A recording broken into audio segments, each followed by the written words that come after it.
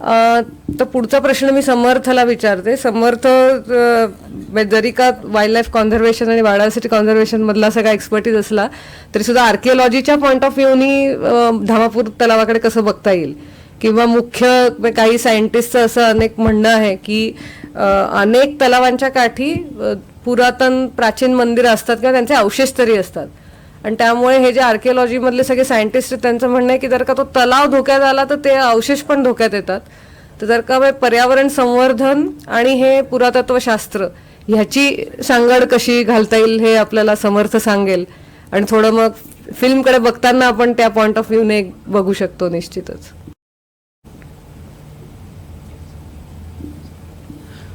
Good morning आपल्या सर्वांना. माझं नाव समर्थ परब. मी सध्या आपलं महाराष्ट्राचं जे वन खातं आहे तिथे as a chief education officer of half of Maharashtra असं माझं आत्ता सध्या माझं काम आहे. माझ्या आत्ता ज्युरिस्टिक्शनमध्ये जवळपास 2 राष्ट्रीय उद्यानं आणि जवळपास 22 जे आपली अभयारण्य ज्याला आपण म्हणतो ती येतात. आणि माझा रोल काय आहे तर माझा रोल जो आहे तो निसर्ग शिक्षण ह्या दृष्टीने माझा रोल आहे. माझी अकॅडमिक बॅकग्राऊंड जी आहे ती वाईल्ड लाईफ कॉन्झर्वेशन म्हणजे वन्यजीव संवर्धन ह्या विषयाचा मी अभ्यास केलेला आहे. तर आता आपण मागे आपल्या एक इमेज बघतोय, तर मला ह्या इमेजबद्दल आणि थोडंसं पुरातत्वशास्त्राबद्दल सांगायला आवडेल.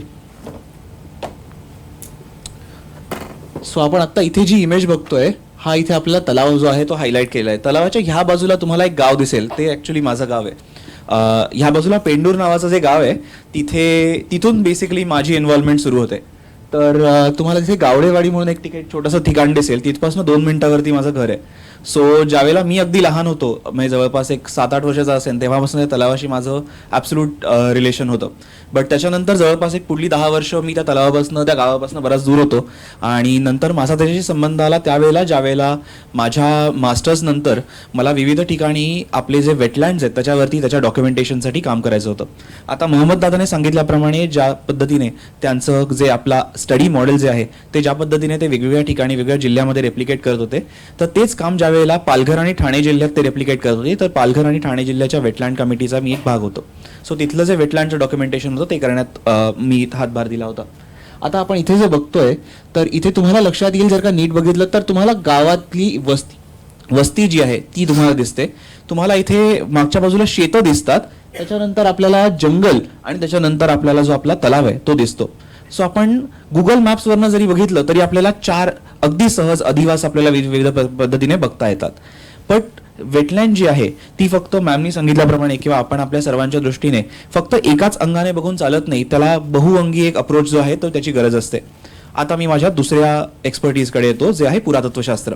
सो पुरातत्वशास्त्र काय आहे तर पुरातत्वशास्त्र हा अशा एका विषयाचा अभ्यास आहे की जिकडे आपण मानवाचा इतिहास आणि पूर्वीचा जो इतिहास आहे त्या इतिहासाचा आणि त्या कालाचा तो जो आहे त्याचा आपण अभ्यास करतो, आणि त्याचा मानवाच्या संस्कृतीशी, मानवाने तयार केलेल्या वसाहतींशी आणि आज असलेल्या गावांशी त्याचा आपण संबंध जुळवून ह्या सर्व ज्या गोष्टी आहेत याच्यातून आपण एक सूत्र तयार करतो. आता हे जे आपण इथे इमेज बघतोय हे जे पूर्ण गाव आहे, या पूर्ण गावामध्ये जवळपास 7 ते 8 अशा विविध पुरातत्वीय दृष्टीने महत्वाच्या अशा असलेल्या साईट्स आहेत. ह्या साईटवरती आपल्याला काय सापडतं तर आता आपण ह्या मूर्ती बघतोय. ह्या ज्या मूर्ती आहेत ह्या दिसताना अगदी फार रोबस्ट, अगदी सिम्पल आपल्याला दिसतात. बट या प्रत्येक मूर्तीमागे काही 100 वर्षाचा किंबहुना काही 1000 वर्षाचा इतिहास असतो. आपल्याला सगळ्यांना मी जर आपल्या 5वी 6वीत किंवा 7वीच्या इतिहासाच्या पुस्तकांकडे नेतो, आपल्या सर्वांना आपल्या शाळेमध्ये शिकवलं होतं की सागरी प्रवासी मार्ग म्हणून एक काहीतरी गोष्ट असते की जे आपले सागरी प्रवासी असतात की जो भारतातनं होणारा जो आपल्या सिल्कचा किंवा आपल्या स्पायसेसचा म्हणजे आपल्या मसाल्यांचा जो व्यापार होता तो समुद्रमार्गी व्हायचा. आता तुम्ही मगाशी जी जर का इमेज बघितली तर त्याच्यामध्ये कर्ली नावाची एक नदी तुम्ही पाहाल, तर ती जी कर्ली नदी आहे ती पुढे जाऊन समुद्राला ज्यावेळेला मिळते त्यावेळेला तिकडे त्याची कर्ली खाडी होते. आणि आपल्याला सर्वांना माहिती आहे की जिथे जिथे खाड्या असतात तिथे तिथे तुम्हाला बंदरं सापडतात. सो खाड्यांच्या इथे आधी आपल्या गावाचा किंवा आपल्या धामापूरचा इतिहास किती जुना आहे याची तुम्हाला मी सलग 3 उदाहरणं देतो आणि त्याच्यानंतर आपण आपल्या डॉक्युमेंटरीकडे जाऊ. आपल्या सर्वांना माहिती आहे की आपल्या इतिहासाच्या पुस्तकांमध्ये प्रागैतिहासिक काळ म्हणून एक काळ होता, ज्यावेळेला माणूस जो होता तो हंटर गॅदरर म्हणजे त्याचं जे आयुष्य होतं ते भटक्या माणसाचं आयुष्य होतं. अशा काळात माणूस ज्या वेळेला एका ग्रुपमध्ये म्हणजे एका जमावामध्ये राहायचा आणि त्या जमावाचा एखादा म्होरक्या जो असायचा तो ज्या वेळेला त्याचं निधन व्हायचं त्यावेळेला त्याच्या स्मरणार्थ म्हणून ती जी इतर मंडळी असायची ती एक स्मारक बांधायची. ते स्मारक माझ्या हाईटपेक्षा जवळपास डबल अशा हाईटचं ते स्मारक असायचं की जिथे आपल्याला 2 मोठे दगड असायचे आणि त्याच्यावरती एक अख्खा मोठा 15 ते 20 फुटाचा स्लॅब असायचा. आपल्यापैकी काही लोकांनी स्टोनहेंज म्हणून एक गोष्ट बघितली असेल, जवळपास त्याच्यासारखंच दिसणारं तसं एक स्मारक असायचं. आणि तसं एक स्मारक आपल्या तशी 3 स्मारकं आपल्या ह्या गावामध्ये आहेत. हे जवळपास आता हे जे स्मारक हे ह्या स्मारकाचं डेटिंग जे आहे ते जवळपास 35,000 वर्षापूर्वीचं आहे. त्याच्यानंतर आपण थोडंसं पुढे आलो तर जसं मी सांगितलं तसं की आपल्या समुद्रामार्गे येणारे जे प्रवासी होते, जे व्यापारी होते, ते त्या कर्ली नदीतनं वरच्या बाजूला यायचे. आणि आता तुम्ही ज्या वेळेला एक ट्रॅव्हल करता, तुम्ही ज्या वेळेला प्रवास करता त्यावेळेला तुम्हाला प्रवासासाठी थांबे असतात. तुम्हाला विविध ठिकाणी थांबून आपली रेस्ट घेऊन मग तुम्हाला पुढे जायचं असतं. अशा ठिकाणी ज्यावेळेला तुम्ही थांबता त्यावेळेला तुम्ही अशा ठिकाणी थांबता जिकडे जुनी गावं असायची किंवा गावठाण असायची. सो आपलं जे गाव आहे धामापूर गाव, त्याच्या बाजूला असलेलं पेंडोर गाव जे आहे त्याचा जो इतिहास आहे तो जवळपास 2000 वर्षापूर्वीचा आहे की जिकडे ते एक व्यापारी ठाणं म्हणून महत्वाचं होतं. सो व्यापारी ठाणं असल्या कारणाने जे व्यापारी होते वेगवेगळ्या ठिकाणाहून आलेले, ते व्यापारी तिकडे राहायचे आणि तिथे राहिल्यामुळे त्या व्यापाऱ्यांनी आणि त्या व्यापाऱ्यांसोबत आलेले जे योद्धे होते त्यांनी तयार केलेली ही स्मारकं आहेत. आणि ह्या स्मारकांच्या ह्या काही पाऊलखुणा आपल्याला आपल्या गावात सापडतात. आपल्या गावात जवळपास 7 ते 8 विविध मंदिरं आहेत, ज्याच्यापैकी 2 जी आहेत ती अगदी आपल्या तलावाच्या काठाशी आहेत. ह्या मंदिरांमधल्या देखील ज्या मूर्ती आहेत त्या मूर्तींचा इतिहास देखील जवळपास आपल्याला 1200 ते 1300 वर्षापूर्वीचा आपल्याला सापडतो. या मंदिराबद्दल असलेल्या आख्यायिका किंवा त्याच्याबद्दलच्या ओरल हिस्ट्रीवरती नंतर कोणीतरी बोलेलच नक्कीच, बट त्याच्याबद्दलच्या मूर्तीशास्त्राच्या देखील काही गोष्टी आहेत. आता आपण इथे मागच्या बाजूला हेच नाही चुके थोडं पुढे जाल. सो आता आपण हे जे इमेज बघतोय, ही इमेज आता जामसर म्हणून पालघरमध्ये असलेल्या एका गावाची आहे जिथे मी आता काम केलं होतं.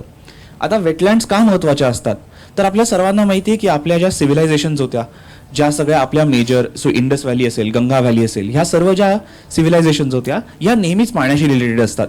कारण आपला जो पाण्याचा मूळ स्रोत असतो, जो आपला जीवनावश्यक स्रोत आहे, त्याच्या आजूबाजूला आपल्याला ह्या विविध सिव्हिलायझेशन्सच्या खुणा सापडतात. सो पहिली गोष्ट ही. दुसरी गोष्ट की ज्यावेळेला व्यापारी मार्ग असतात त्यावेळेला व्यापारी जे आहेत ते घोडे, खेचरं, उंट अशा विविध प्रकारच्या प्राण्यांसोबत ते ट्रॅव्हल करतात. सो अशा वेळेला त्या घोड्यांसाठी, त्या खेचरांसाठी आपल्याला काय लागतं, त्यांच्यासाठी पाणी लागतं. सो ते जे पाणी असते, त्यांचे जे थांबे असतात ते नॅचरली अशा ठिकाणी असतात की जिकडे तुमच्या वेटलँड्स असतात. आता आपला तिसरा आणि सगळ्यात महत्त्वाचा भाग की आपल्या मानवी संस्कृतीमध्ये आपल्या समुद्राशी रिलेटेड आपला नारळी पौर्णिमेसारखा सण असतो. आपल्याकडे गणपतीच्या शेवटच्या दिवशी आपण नदीमध्ये किंवा आपण एखाद्या तलावामध्ये आपण गणपती खेळवतो. त्याच्यानंतर आपले सोनकोळी किंवा फ्रेश वॉटर फिशरमन जे असतात त्यांचे असे वेगवेगळे जे आपले संस्कृतीमधनं, मानवी संस्कृतीमधनं आलेले जे लोक आहेत, त्या सर्वांची संस्कृती कुठे ना कुठे या वेटलँडशी निगडीत असते. आणि त्यामुळे आपले जे विधी विविध प्रकारचे केले जातात किंवा त्याच्यात अस्थि विसर्जन सुद्धा का होईना अशासारखा पण जो महत्वाचा विधी असतो, जो आपल्या आयुष्याशी रिलेटेड असतो, तो किंबहुना तुमच्या वेटलँडशी येऊन जोडला जातो. सो अशा 3 प्रकारे ज्या वेटलँड्स असतात त्याचा पुरातत्वशास्त्राशी आणि मूर्तीशास्त्राशी अगदी घनिष्ठ संबंध येतो. आता तुम्ही इथे मागे जी मूर्ती बघताय ही आत्ता महाराष्ट्रात सापडलेली फक्त एकच मूर्ती आहे. महाराष्ट्रात ह्याच्यासारखी दुसरी कुठेच मूर्ती नाहीये. आपल्या पुरातत्वशास्त्राच्या खात्याने ह्या मूर्तीचं जे व्हॅल्युएशन केलेलं आहे ते जवळपास 16 लाख रुपयाचं एका फक्त मूर्तीचं व्हॅल्युएशन आहे. त्याची कॉन्झर्वेशन व्हॅल्यू ही किंबहुना त्याच्यापेक्षा कित्येक पटींनी जास्त आहे. आता ह्या मूर्तीचं महत्त्व काय आहे? सो आज आपण ज्यावेळेला एखादी नवीन जमीन घेतो त्यावेळेला आपला ॲग्रिकल्चरल प्लॉट किंवा नॉन ॲग्रिकल्चरल प्लॉट हा GPS वरती काउंट केलेला असतो, त्याचे मार्कर्स टाकलेले असतात. पण पूर्वीच्या काळी तुमचा जर का एखाद्या ठिकाणी मी व्यापारी असेल आणि मी जमीन तयार केलेली एक जमीन, मी जर का कसत असेल जमीन, तर त्या जमिनीचा मार्कर जो आहे तो त्या जमिनीचा मार्कर असा असायचा. आपल्याला माहिती आहे की गाय जी असते ती गाय हे एका पद्धतीने समृद्धीचं प्रतीक असतं. सो इथे जी आहे ही 5 तोंडाची गाय जी आहे ह्याचा तो मार्कर आहे. याचा अर्थ काय की तो जो माणूस आहे ज्याची ती जमीन होती तो फक्त समृद्ध नव्हता, तो त्या गावातला सगळ्यात जास्त समृद्ध माणूस असा होता. हे आतापर्यंत महाराष्ट्रातल्या इतिहासात सापडलेलं एक महत्त्वाचं पहिलं उदाहरण आहे. अशीच आपल्याला काही उदाहरणं आपल्या गावाच्या इतिहासाबद्दल पण सापडतात. आता महत्वाची गोष्ट काय आहे तर ह्या ज्या सगळ्या मूर्ती आहेत या सगळ्या मूर्तींना फक्त लोकल म्हणजे एका छोट्याशा जागेपुरतं जे महत्व आहे असं तसं नाहीये. आपला जो वारसा असतो तो वारसा फक्त एका गावाचा नसतो, तो वारसा एका प्रदेशाचा नसतो, तो वारसा आपल्या पूर्ण त्या एका मोठ्या काय म्हणणार आपल्या त्या संस्कृतीशी निगडीत असलेल्या सर्व लोकांचा असतो. आज जे कोकणात राहणारे लोक आहेत ते कॅनडामध्ये आहेत, ते US मध्ये आहेत, त्या सर्वांचा तो वारसा आहे. आणि तो वारसा जपण्यासाठी जसा आपला नैसर्गिक वारसा असतो तसाच आपला सांस्कृतिक वारसा पण असतो. आणि ह्या पद्धतीने वेटलँड्स जे आहेत ते आपल्या सांस्कृतिक वारशासाठी प्रचंड महत्त्वाचे असतात. थँक्यू. बराच उत्तम आणि वेगळा मुद्दा आहे. बऱ्याचदा आम्ही जेव्हा इकॉलॉजी पॉईंट ऑफ व्ह्यूने बघतो तर त्याच्या सर्व्हिसेस काय आहेत माणसासाठी किंवा तिथल्या स्पीसीज काय ह्याच्या अराउंड थोडं जास्त असतं बऱ्याचदा डिस्कशन. तर हा नवीन मुद्दा आपल्याला कळला.